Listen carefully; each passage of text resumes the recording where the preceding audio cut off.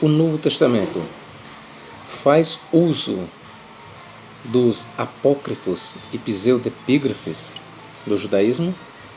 Repito, o Novo Testamento faz uso dos apócrifos e pseudoepígrafes do Novo Testamento? Bem, é divulgado, no geral, entre os conservadores, que o Novo Testamento é uma revelação, tal como o Antigo Testamento.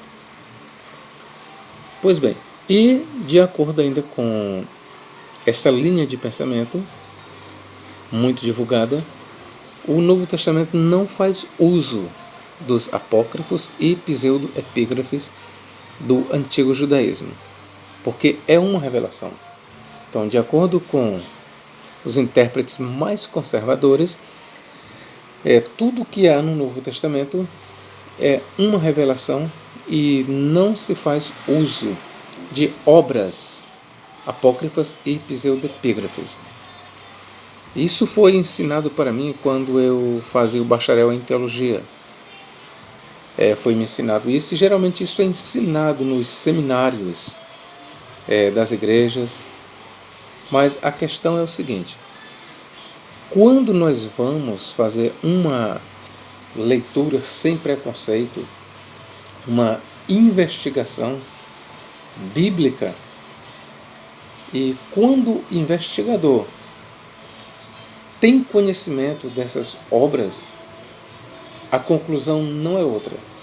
A única conclusão que se chega é que sim, o Novo Testamento ele não fez uso apenas do Antigo Testamento, mas ele fez uso de apócrifos e pseudepígrafes do Antigo Judaísmo.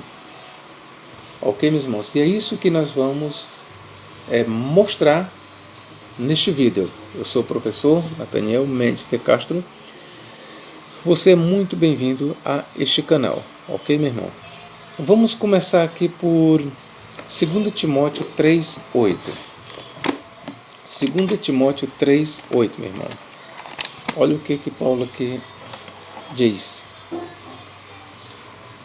E como Janes e Jambres resistiram a Moisés, assim também estes resistem à verdade, sendo homens corruptos de entendimento e réprobos quanto à fé. Pois bem, o apóstolo Paulo, ele faz uma menção aqui, como Janes e Jambres resistiram a Moisés. E a pergunta é, quem são esses dois homens, Janes e Jambres? Quando você vai ler nas páginas do Antigo Testamento, você não encontra nenhum personagem chamado de Janes ou de Jambres. Em outras palavras, os dois personagens aqui citados por Paulo, Janes e Jambres, que resistiram a Moisés, você não encontra nas páginas do Antigo Testamento esses nomes, Janes e Jambres. No entanto, a gente sabe de quem é que Paulo está falando. Pela narrativa, como ele citou Moisés, a gente sabe que ele está falando dos magos, dos feiticeiros, que serviam a Faraó, conforme nós temos em Êxodo 7:11. Eu quero ler aqui para os senhores. Janes e Jambres, quando Paulo citou Janes e Jambres, ele obviamente tinha em mente este episódio bem aqui, Êxodo 7:11. E Faraó também chamou os sábios e encantadores, e os magos do Egito fizeram também o mesmo com os seus encantamentos. Porque cada um lançou a sua vara, e tornaram-se em serpentes, mas a vara de Arão tragou as varas deles. É óbvio que o apóstolo Paulo tem em mente os feiticeiros, os magos que resistiram a Moisés. Mas você pode ver que em toda a narrativa do Êxodo, e por que não dizer, em todo o Antigo Testamento, os magos, ou os dois magos, por assim dizer, jamais eles são chamados pelos seus nomes. E de onde é que Paulo extraiu os nomes deles? Como é que Paulo ficou sabendo que os nomes dos feiticeiros eram Yanes e Iambres, ou Janes e Jambres, se no Antigo Testamento não há menção aos nomes deles. Aí alguns, que eu já ouvi falar, alguns mais santos do que o apóstolo Paulo, crentes super santos, dizem, não, aí foi uma revelação. O apóstolo Paulo ele foi revelado. Quais eram os nomes dos feiticeiros? Será, meus irmãos? Isso não é verdade.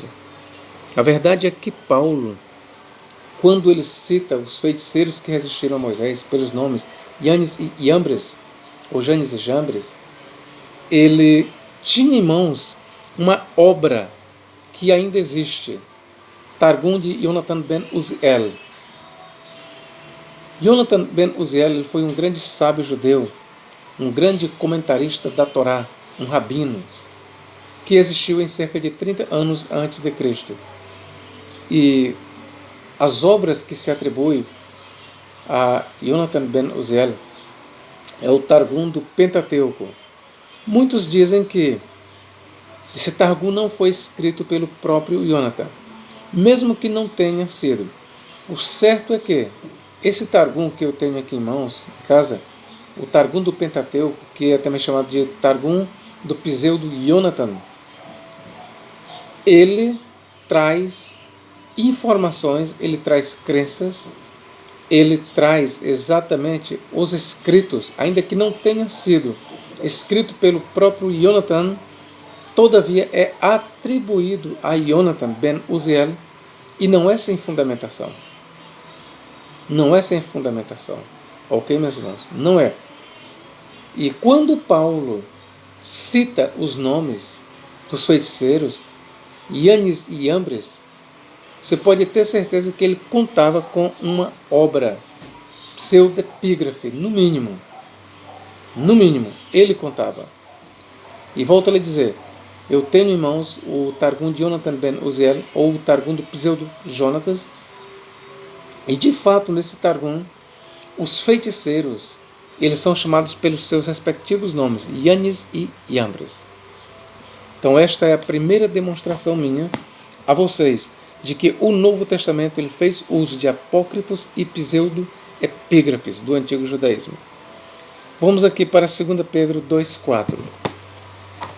2 Pedro 2,4 eu vou ler para os senhores. 2 Pedro 2,4. O que diz aqui? Porque se Deus não perdoou aos anjos que pecaram, mas havendo-os lançado no inferno, os entregou às cadeias de escuridão, ficando reservados para o juízo. Pedro aqui ele fala na condenação de certos anjos que foram lançados no Tártaro, que é traduzido por inferno. Deus não perdoou aos anjos que pecaram, mas havendo-os lançado no inferno, ou no Tártaro, os entregou às cadeias de escuridão, ficando reservados para o juízo. Quando você vai para o Antigo Testamento, preste bem atenção, quando você vai para o Antigo Testamento, a única menção que nós temos a anjos que pecaram é em Gênesis capítulo 2 e versículos 2 e 4. Diz, e quando os homens multiplicaram-se sobre a terra e lhes nasceram filhas, viram os filhos de Deus, no hebraico Venei Ha-Elohim, que a Septuaginta traduz como anjos de Deus, viram os anjos de Deus, de acordo com a Septuaginta, que as filhas dos homens eram formosas e tomaram para si mulheres dentre todas as que lhe agradaram. E quando os filhos de Deus, ou anjos de Deus, de acordo com a Septuaginta, entraram às filhas dos homens, estas lhes geraram ou lhes deram filhos gigantes. Então a Septuaginta, ela interpretou a expressão hebraica Venei Ha-Elohim, traduzido literalmente como filhos de Deus, para os 70, os filhos de Deus ali eram anjos. Anjos que apostataram, que caíram das regiões celestiais e vieram e ficaram com as mulheres, e delas geraram gigantes. Ok, meus irmãos? Então, quando Pedro aqui ele faz alusão a anjos que pecaram, ele está fazendo alusão a estes anjos que caíram, que frequentaram mulheres.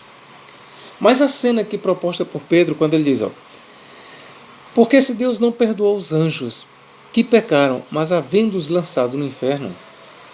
Bom, aos anjos que pecaram, é claro que a referência está em Gênesis, capítulo 6, versículos 2 e 4. Mas o fato de esses anjos terem sido lançados no inferno não está nas páginas do Antigo Testamento. E de onde é que Pedro tirou essa ideia? De anjos que pecaram e foram lançados no Tártaro, no inferno. Ora, queridos, Pedro ele tirou exatamente do livro de Enoque que eu tenho aqui em mãos. O livro de Enoque é uma antiga obra judaica que foi escrita no 2º século antes de Cristo.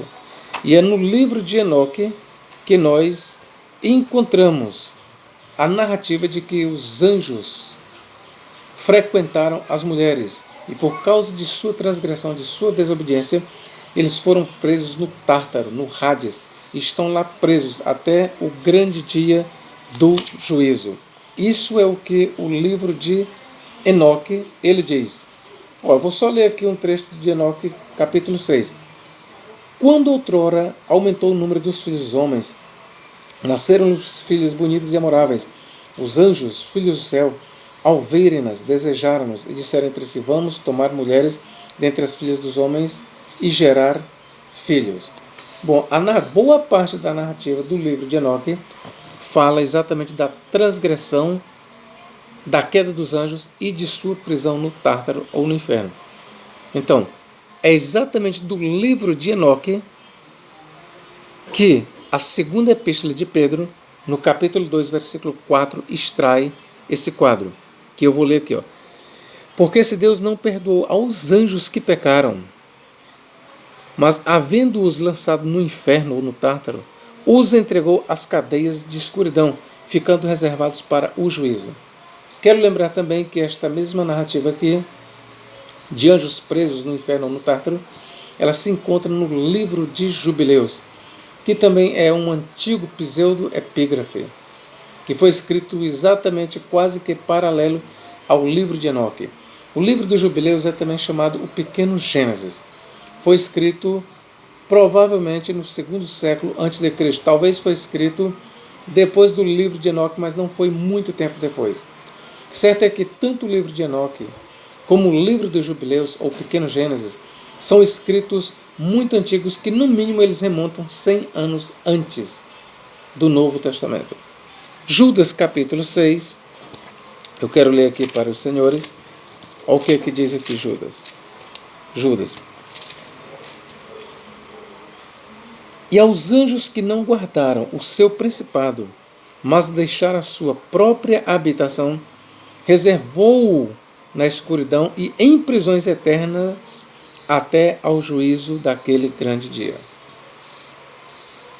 Tanto Judas, meus irmãos, como a segunda epístola de Pedro, elas dependem dos livros de Enoque e do livro de Jubileus. Havia outras obras que falavam nos anjos que pecaram com mulheres e foram presos no Tártaro ou no inferno, e lá estão em cadeias eternas, aguardando o grande dia do julgamento. Eu posso citar aqui outras obras. Além do livro de Enoque e além do livro de Jubileus, você vai ler também no Apocalipse de Baruque. Você também lê a história dos anjos que caíram e estão presos no testamento dos 12 patriarcas. Todas essas obras que eu citei para você agora, elas são obras antigas. Obras que datam antes do Novo Testamento e outras que foram escritas na mesma época do Novo Testamento. Então, o que eu estou demonstrando aqui para você é que o Novo Testamento ele fez uso, sim, de obras não canonizadas pelos judeus. Repito, o Novo Testamento, tanto o apóstolo Paulo como a epístola de Pedro e outras obras do Novo Testamento que nós vamos mostrar, fizeram uso de obras extracanônicas. Professor, mas isso não me ensinaram e não me ensinam no meu seminário. Mas eles estão te enganando. Assim como tentaram me enganar, me disseram que o Novo Testamento jamais faz uso de obras extracanônicas, apócrifas e pseudepígrafas. Quando a gente vai fazer uma investigação, a gente vê que a verdade é o contrário do que os seminaristas ensinam. Ora, os que dizem que o Novo Testamento nunca fez uso de obras apócrifas, na verdade eles estão querendo ser mais santos do que os próprios apóstolos, do que os próprios escritores do Novo Testamento. Por que eu digo isso? Porque quando se prova, quando se demonstra que os escritores do Novo Testamento deram de mão, tinham em suas mãos obras apócrifas e pseudepígrafos, como o livro de Enoque, estou demonstrando aqui que eles tinham. E quando vem agora muitos líderes da igreja, com a sua desonestidade intelectual, dizer que não, o Novo Testamento nunca fez uso, na verdade eles estão se colocando num patamar acima dos escritores do Novo Testamento. Por quê? Porque quando eles dizem, não, o Novo Testamento nunca fez uso de apócrifos e pseudepígrafos, eles estão depreciando estas obras. Só que as obras que eles depreciam, os escritores do Novo Testamento apreciavam e usaram elas. Então o que eu tenho aí? São líderes religiosos da atualidade querendo ser mais santos do que os próprios escritores do Novo Testamento. Eu tenho aqui muitas obras apócrifas. Eu tenho apócrifos da Bíblia e pseudepígrafos, volume 3. Eu tenho aqui volume 2, como vocês estão vendo. Eu tenho aqui volume 1. E eu tenho aqui, separadamente, aqui, outras obras de lançamento. Apócrifos 3 é outro lançamento da Bíblia. Aqui tem os livros de Enoque. Eu tenho bastante obra aqui em casa, apócrifa e pseudepígrafe, que para mim é de grande proveito, irmãos. Para mim, estas obras elas são de grande proveito. Elas lançam luzes sobre o Novo Testamento, ajudando a gente a entender os textos da Bíblia Sagrada. Enquanto que esses líderes da atualidade, que querem ser os donos da verdade, eles lançam, na verdade, não luz sobre os textos do Novo Testamento, mas eles embaçam, eles ofuscam com as suas explicações desonestas, explicações distorcidas. Na verdade, eles dificultam o seu entendimento, meu irmão. A verdade é isso, que os pastores, os líderes, principalmente aqueles mais conservadores, eles não estão te ajudando a você entender a Bíblia. Eles estão dificultando para você. Vamos continuar aqui. Judas 9. Ainda temos aqui, Judas citando mais uma vez certo apócrifo, ou pseudepígrafo. Mas quando o arcanjo Miguel, quando contendia com o diabo e disputava a respeito do corpo de Moisés, não ousou pronunciar juízo de maldição contra ele, mas disse, o Senhor te repreenda. Bom, no Antigo Testamento nós lemos que Moisés, sim, ele foi enterrado, ele morreu, ele foi enterrado pelo próprio Senhor, e ninguém sabe até hoje onde fica a sua sepultura. Isso nós lemos no Antigo Testamento. Está muito claro isso. Ok? Mas onde é no Antigo Testamento que se lê dessa treta, dessa briga entre o arcanjo Miguel e o diabo acerca do corpo de Moisés? Onde é que nós lemos no Antigo Testamento essa narrativa? Mas o arcanjo Miguel, quando contendia com o diabo e disputava acerca do corpo de Moisés, não ousou pronunciar juízo de maldição contra ele, contra o diabo, mas disse, o Senhor te repreenda. Onde é que nós temos no Antigo Testamento esta narrativa? Simplesmente não temos. Aí aqueles fanáticos religiosos, desonestos intelectuais, se você vai perguntar para eles de onde é que Judas extraiu isso, ele vai dizer, foi uma revelação. Não foi revelação coisa nenhuma, meu irmão. O grande Orígenes, um grande comentarista da igreja primitiva, ele nos informa que Judas, ele extraiu esta informação de um apócrifo antigo, chamado Assunção de Moisés, ou Testamento de Moisés. De acordo com muitos estudiosos, a Assunção de Moisés e o Testamento de Moisés são obras diferentes. O certo é que, de acordo com Orígenes, ele diz que esta narrativa aqui da briga entre o arcanjo Miguel e o diabo por causa do corpo de Moisés é extraída de um apócrifo chamado Assunção de Moisés, ou Testamento de Moisés. Eu tenho esta obra aqui, nos apócrifos e pseudepígrafes da Bíblia, que eu tenho bem aqui. Eu tenho esta obra aqui, entre elas, a Assunção de Moisés, ou Testamento de Moisés. Nesta obra, a Assunção de Moisés, nós não temos esta narrativa. Mas Orígenes estava mentindo? Não. Acontece que a obra que nós temos hoje, ela está inacabada, ou seja, nós temos um fragmento que não está completo. Então, onde é que eu quero chegar? É que, com certeza, Orígenes ele tinha a obra completa em mãos. E na obra Assunção de Moisés, ou Testamento de Moisés, que Orígenes tinha a narrativa sobre a contenda do arcanjo Miguel com o diabo por causa do corpo de Moisés, existia.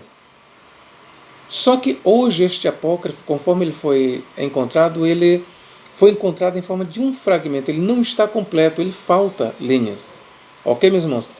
Mas, moral da história, você pode ter certeza que Judas, de fato, ele dependeu de uma obra extracanônica. Ele dependeu sim.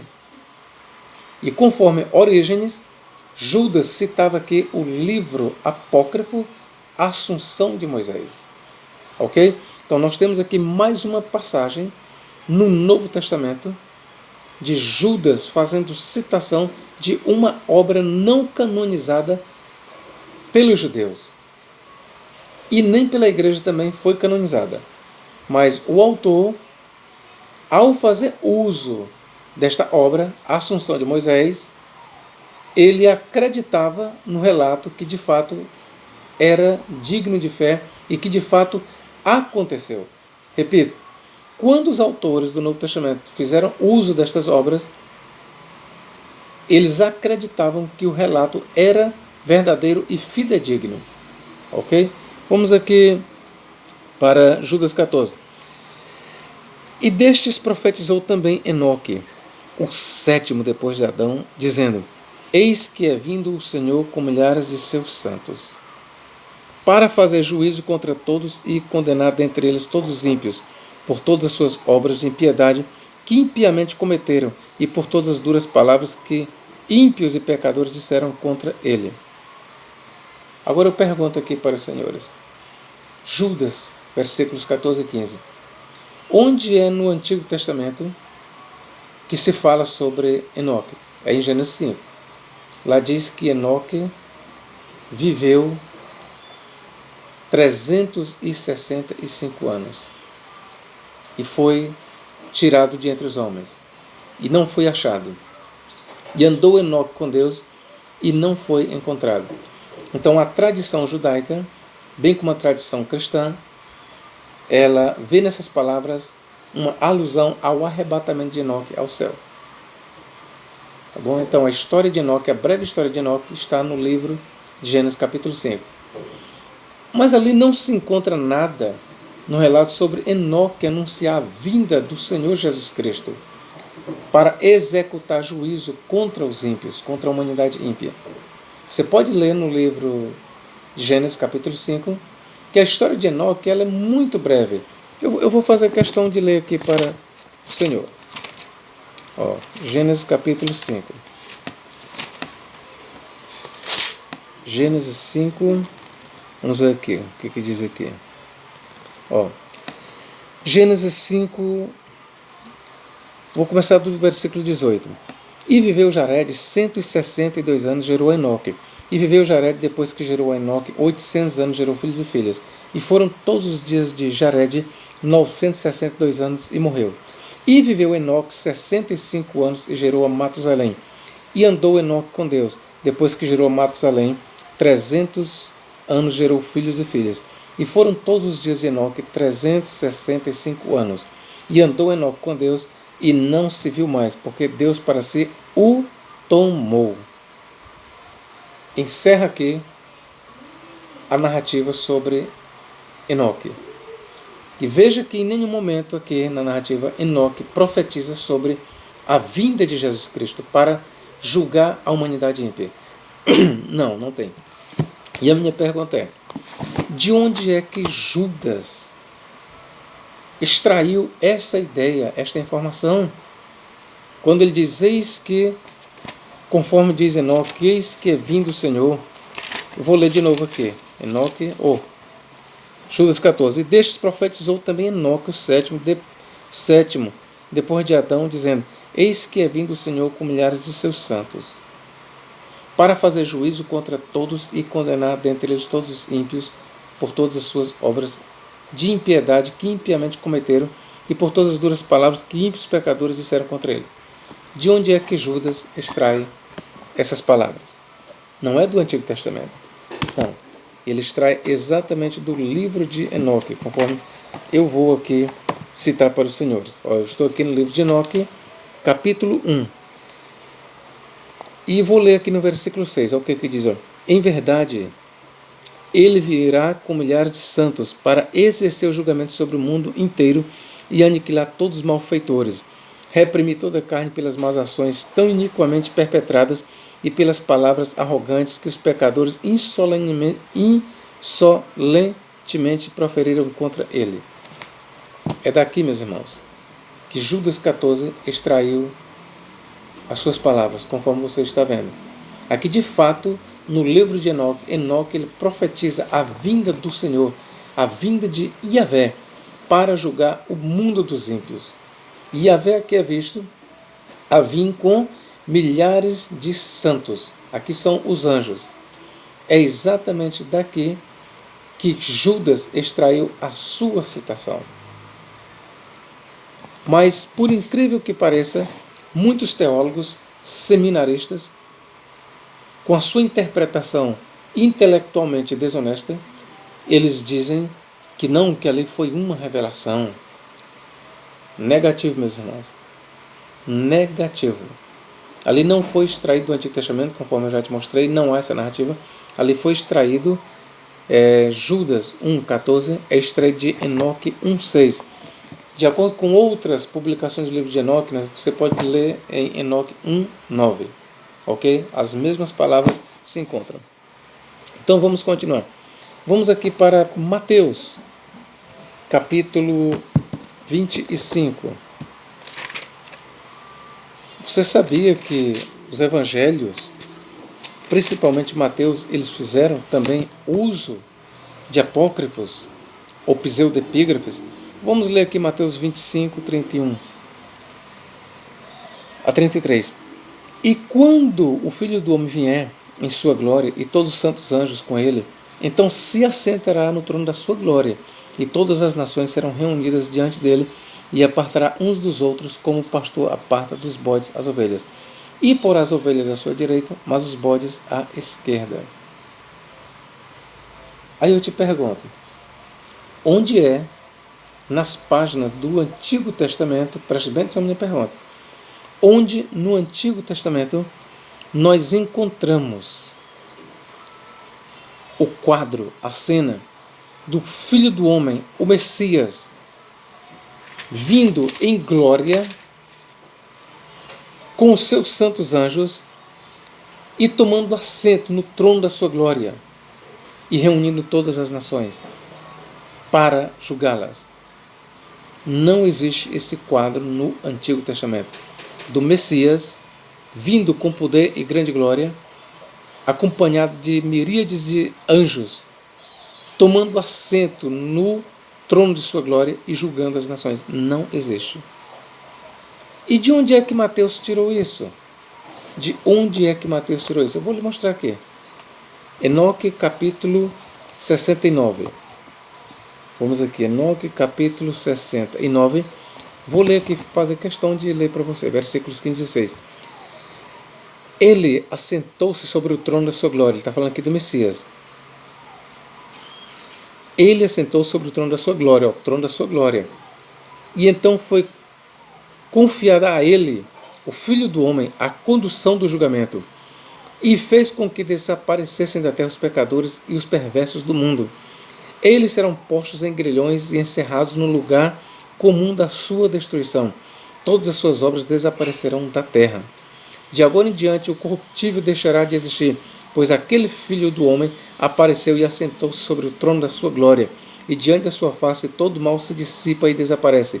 E a voz daquele Filho do Homem se fará ouvir e será poderosa diante do Senhor dos Espíritos. Esta foi a terceira alegoria de Enoque. É daqui, meus irmãos, que Mateus, capítulo 25, versos 31 e 33, tira o seu quadro. É do livro de Enoque. Bom, aqui eu provei para os senhores e senhoras que o Novo Testamento, de fato, ele faz uso dos livros não canonizados pelos judeus. E eu quero lhe dizer que, primeiro, principalmente o livro de Enoque, ele tinha uma grande reputação na antiguidade. Muitos dos pais da igreja o aceitavam como obra canônica. Tertuliano aceitava o livro de Enoque como canônico. Muitos dos pais da igreja aceitavam o livro de Enoque como canônico. Muitos, ok, meus irmãos? Então, eu espero ter contribuído para o teu conhecimento. Se você gostou deste vídeo, deixa aí o teu like, o teu comentário. Pode deixar, fique à vontade. Ok? Deixa o seu comentário. Tá bom, meu irmão? E divulga este vídeo. Eu gostaria que você repassasse este vídeo para 10 pessoas, 10 conhecidos seus. Qual é o objetivo? Aumentar o número de inscritos. Se você gostou desta informação, eu gostaria que você me ajudasse.